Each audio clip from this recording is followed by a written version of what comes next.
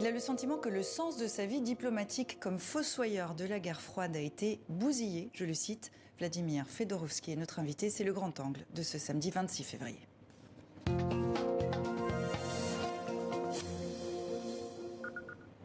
Artisan de la fin de la guerre froide sous Gorbatchev, ancien diplomate, il se décrit comme fossoyeur de la guerre froide, mais aussi écrivain russe le plus édité en langue française. Il nous livre son analyse sur la guerre en Ukraine. Vladimir Fedorovski, bonsoir. Merci d'avoir accepté notre invitation sur TV5 Monde. Vous êtes, bonsoir. Vous êtes russe, mais aussi ukrainien par votre père. Est-ce qu'aujourd'hui, vous êtes doublement déchiré ? Je suis doublement déchiré.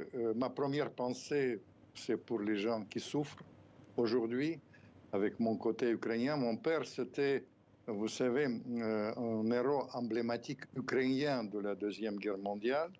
Dans ma famille, il y a 5 Russes qui ont été tués et pas au front. Et il y avait 6 Ukrainiens qui ont été tués au front à Stalingrad.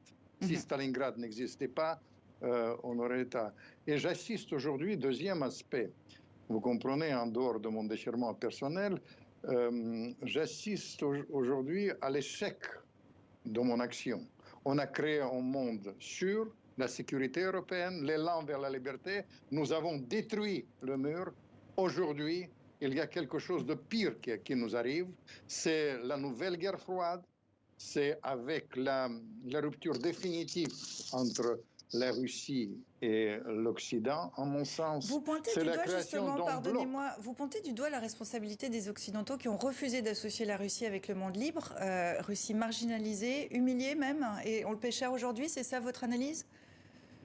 Vous savez, je ne voudrais pas aujourd'hui parler du passé parce que le drame est là, mais vous avez raison. J'ai un ami qui était le plus grand ambassadeur américain du XXe siècle. Il est inventeur de la CIA, de l'endiguement, le territoire de l'endiguement pendant la guerre froide, George Kennan. Et il m'a dit la plus grande erreur de l'Occident, depuis Jésus-Christ, il m'a dit, c'est de ne pas associer la Russie à l'époque, refouler la Russie après la chute du communisme, et le pousser dans la réalité, dans les bras de la Chine. Parce que quoi on assiste aujourd'hui? On assiste à un partage de mots, de blocs. Pour moi, c'est un drame. C'est-à-dire, il y aura un bloc occidental que Poutine, en fait, a renforcé par le temps, mais vous avez renforcé en quelque sorte Poutine aussi par le contexte actuel. Et ça donne le bloc anti-occidental, la Chine, la Russie, éventuellement l'Iran. Et ça préfigure le monde dangereux. Et vous dites d'ailleurs que cette situation est pire que la guerre froide pendant laquelle il y avait des lignes rouges à ne pas franchir. On l'a bien compris, vous êtes un fin connaisseur de l'histoire russe, mais aussi de la politique. Vous avez consacré plusieurs livres au Kremlin, au président aussi, Poutine, itinéraire secret en 2014. On le dit fou, on le dit paranoïaque. Est-ce qu'il l'est vraiment selon vous ? Non, Poutine, ça c'est une invention. C'est pas paranoïaque, vous savez. Je vais vous dire, Poutine, c'est 3 clés pour comprendre. Le premier clé, c'est un enfant de la rue. Et c'est presque un danger spécifique aujourd'hui. L'enfant de la rue de Saint-Pétersbourg, qui a failli aller en prison et qui réagit, il est psychorigide comme un enfant de la rue. Il ne recule pas. Quand il faut se battre jusqu'au bout. Ça, c'est la première clé. Deuxième clé, c'est un judoka. Il bouscule l'Occident avec sa force.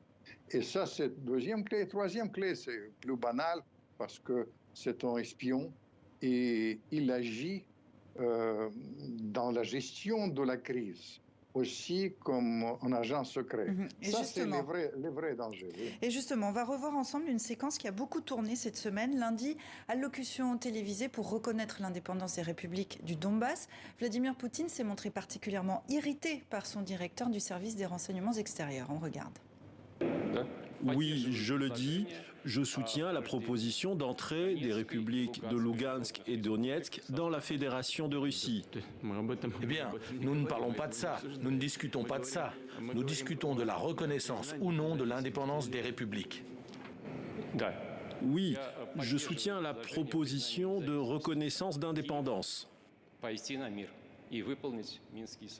On dit qu'il n'écoute plus personne, il n'y a pas de contre-pouvoir en Russie. Qui pour contredire Vladimir Poutine aujourd'hui ?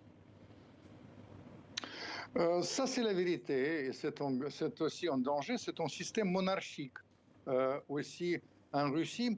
Vous savez, je vais vous dire, le danger de ça, je vous ai dit, les sanctions, je suis très sceptique. Je ne pense pas que ça va donner grand-chose. D'ailleurs, il y a ce virage vers le monde multipolaire avec la Chine et la Russie comme antithèse de l'Occident. Mais il y a un autre danger. Il y a un danger, à mon sens, j'ai jamais éprouvé ça, je tiens à vous dire la vérité. Il y a un danger de la guerre nucléaire. Parce que Poutine est psychorigide. Et vous avez vu, il ne reculera pas. Il est droit dans ses bottes. De l'autre côté, je le compare d'ailleurs avec, vous comprenez, pour la rigidité avec Staline. Staline d'un côté, et de l'autre côté, j'ai travaillé avec Brejnev, et vous savez, paradoxalement, Biden, il me rappelle un peu Brejnev, vieillissant, avec ses réactions, etc. Vous comprenez, le monde où il y a Staline et Brejnev, pour gérer les armes atomiques, c'est pour ça que je dis la diplomatie française est bienvenue et je soutiens. Mais est-ce que le temps de la diplomatie n'est pas terminé? Est-ce que le temps de la diplomatie n'est pas terminé aujourd'hui? En aucun cas.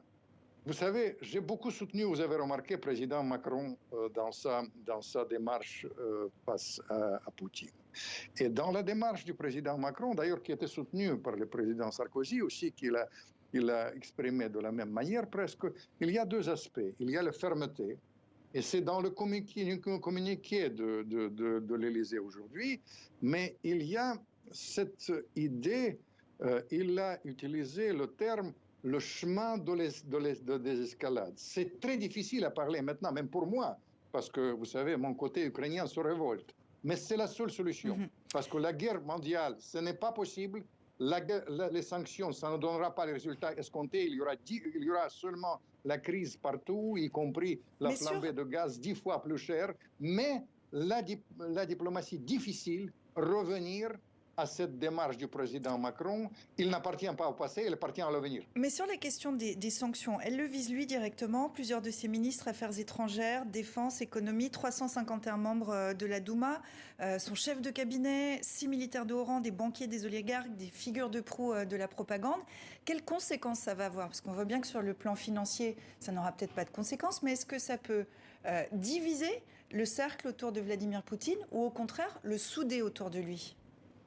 Je vais vous dire, vous vivez dans le monde imaginaire. J'ai dit aux Américains, tout à l'heure, ils m'ont parlé, ils disent les Russes ils vont vivre mal, ils vont virer Poutine. J'ai dit, c'est le contraire qui se passe. Vous faites souder, pas, vous savez, les oligarques, leur courage, c'est pas important. Mais vous faites souder le peuple russe. Lisez Guerre et paix, sinon mes livres, vous allez comprendre comment réagissent les Russes. D'où vient le danger? Vous comprenez, nous n'avons pas beaucoup d'instruments. Je pense que les sanctions vont surtout provoquer les répercussions majeures en Europe. Le gaz 10 fois plus cher, la crise en Allemagne, peut-être le choc pétrolier.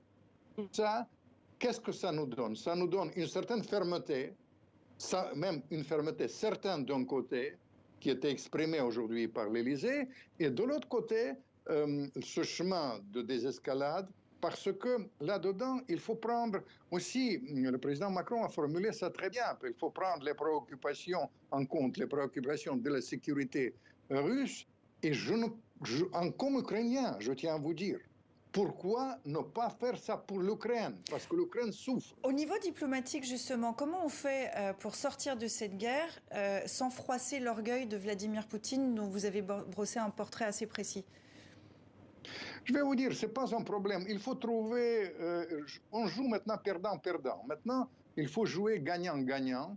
Il faut sauver les faces. Mais la clé de ça, de ne pas servir de l'Ukraine comme une fer de lance de la politique anti-russe, mais trouver un équilibre des intérêts. Mitterrand a aimé ce mot que je lui ai dit, équilibre des intérêts, prendre en compte certaines préoccupations de sécurité russe. Parce que vous savez...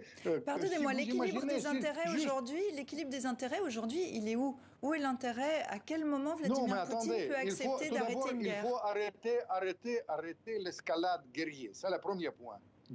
Deuxième, l'équilibre des intérêts, c'est simple. Vous imaginez bien, le Canada entre dans le pacte de Varsovie autrefois. C'est la même chose pour l'Ukraine. l'équilibre des intérêts de servir de l'Ukraine pas comme un fer de lance de confrontation avec la Russie, mais comme un trait d'union. C'est très difficile de dire ça dans le contexte actuel, mais c'est le seul choix. Mais comment, concrètement, est-ce qu'il faut renoncer au Donbass? Est-ce que l'Ukraine doit officiellement renoncer au Donbass? Comment vous voyez les choses pour être concret?